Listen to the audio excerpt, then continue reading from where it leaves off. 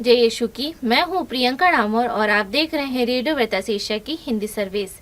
कलीसियाई समाचार में आप सभी का स्वागत है। कलीसियाई समाचारों में प्रमुख है, म्यांमार में पवित्र मिस्सा के दौरान पुरोहित को गोली मार दी गई।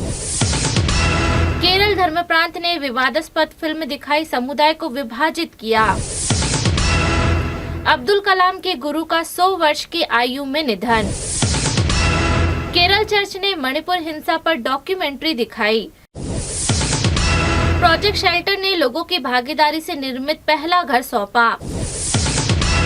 उड़ीसा में 4 कैथोलिक पुरोहितों को पीटा गया, लूटपाट की गई। कार्डिनल फिलिप नेरी फेराउ ने तीर्थयात्रियों को सेंट फ्रांसिस जेवियर के अवशेषों की प्रदर्शनी की तैयारी के लिए आमंत्रित किया।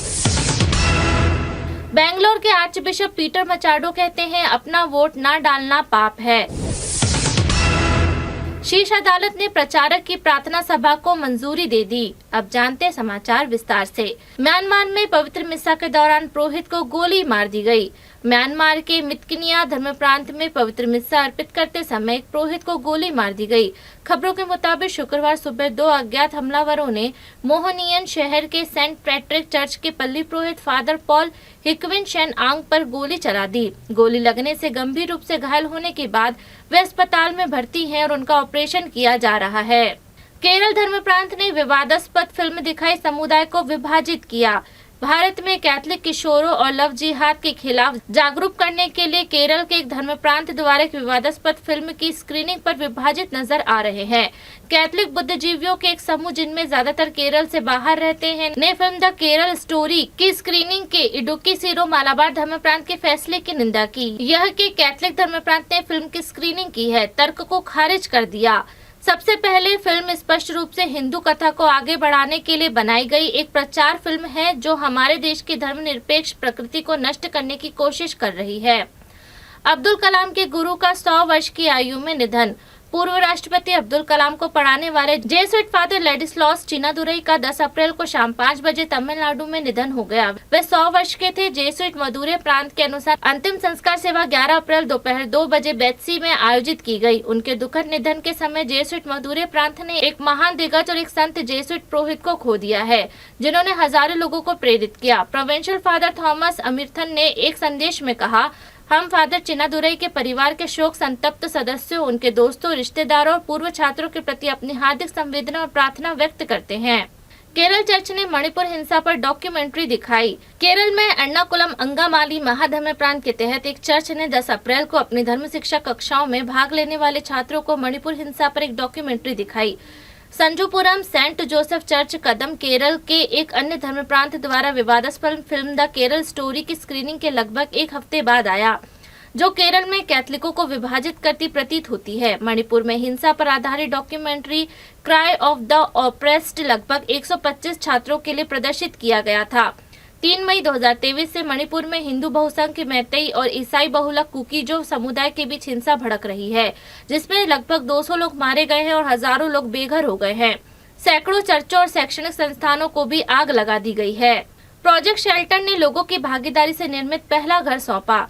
केरल के कन्नूर जिले के गांव में एक अद्वितीय समुदाय आवास परियोजना ने अपने पहले घर का उद्घाटन किया है। प्रोजेक्ट शेल्टर टीम ने लोगों की भागीदारिता से बनाया गया घर 6 अप्रैल को गंभीर सेरेब्रल पाल्सी से पीड़ित एक विकलांग व्यक्ति आदर्श और उसके माता पिता अशोक को सोदामनी, जो पन्नापुझा गांव के निवासी है, को सौंप दिया। सोदामनी ने अपने गांव के लगभग 500 लोगों और समुदाय के नेताओं की उपस्थिति में घर की चाबी प्राप्त करते हुए कहा, मेरे बेटे के पास अब एक सुरक्षित घर है, मैं शांति से मर सकती हूँ। हर महीने एक घर बनाने के लक्ष्य के साथ अक्टूबर 2023 में फादर जॉर्ज के नेतृत्व में प्रोजेक्ट शेल्टर लॉन्च किया गया था। उड़ीसा में 4 कैथोलिक पुरोहितों को पीटा गया, लूटपाट की गई। अज्ञात बदमाशों ने परिसर में रहने वाले 4 पुरोहितों, शिक्षकों और श्रमिकों पर हमला करने के बाद उड़ीसा में एक दिव्य शब्द मिशन को लूट लिया। 10 अप्रैल की घटना झारसागुड़ा से 20 किलोमीटर उत्तर पूर्व में डिवाइन वर्ड मंडली के पूर्व प्रांतीय के मुख्यालय बगदेही में मिशन में हुई। पुलिस ने घटना की जांच शुरू कर दी है। प्रोविंशियल फादर अनुरंजन बिल्लुंग ने 12 अप्रैल को बताया, लगभग 11 लुटेरे रात लगभग 9:30 बजे सेंट एंटोन प्राइमरी स्कूल के परिसर में घुस आए। उन्होंने कहा कि वे सबसे पहले शिक्षकों के क्वार्टर में दाखिल हुए, जहां 8 महिला शिक्षक रहती थी।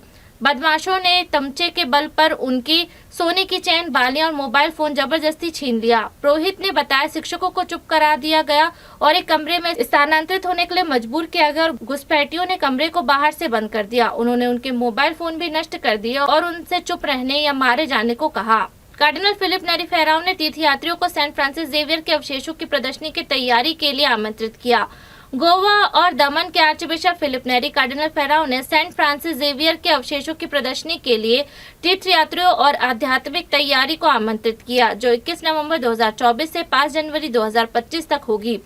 प्रदर्शनी, जो हर 10 साल में एक बार आती है, यात्रा और आध्यात्मिक योजना बनाने के लिए एक मेगा इवेंट है, खासकर गोवा में आने वाली विदेशी पर्यटकों के लिए।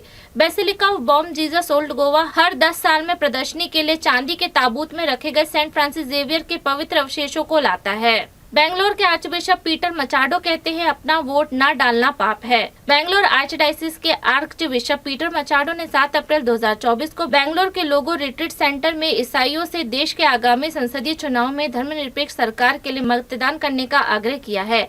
आर्चबिशप, जो मौलिक और अल्पसंख्यक अधिकारों पर शब्दों का इस्तेमाल नहीं करते, ने हाल ही में एक धर्मोपदेश में ईसाइयों से आगामी संसदीय चुनाव में वोट डालने का आह्वान किया।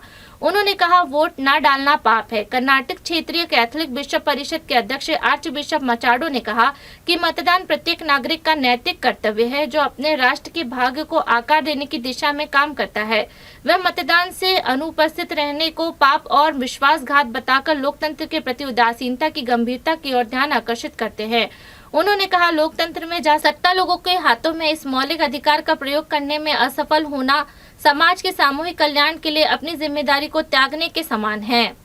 शीर्ष अदालत ने प्रचारक की प्रार्थना सभा को मंजूरी दे दी। शीर्ष अदालत ने केंद्रीय, राज्य, जिला अधिकारियों से एक शीर्ष प्रचारक को प्रार्थना सभा आयोजित करने की अनुमति बहाल करने के लिए कहा है, जिसमें कथित तौर पर कट्टरपंथी हिंदू कार्यकर्ताओं के आदेश पर रद्द कर दिया गया था। 10 अप्रैल को सुप्रीम कोर्ट की 3 संसदीय पीठ ने कहा, प्रथम दृष्टया में हम पाते हैं कि अनुमति रद्द करना उचित नहीं है और इस पर रोक लगा दी। न्यायमूर्ति BR गवई की अध्यक्षता वाली पीठ ने मध्य प्रदेश राज्य के इंदौर के जिला कलेक्टर से कहा कि वे यीशु बुलाता मंत्रालय के प्रमुख प्रचारक पॉल दिनाकरन को प्रार्थना सभा को संबोधित करने की अनुमति दे। यह कार्यक्रम इंदौर में आयोजित किया जाएगा। कार्यक्रम के मुख्य आयोजक सुरेश कालेट ने बताया, हमें खुशी है कि सुप्रीम कोर्ट ने मनमाने आदेश पर रोक लगा दी और हमें न्याय दिया।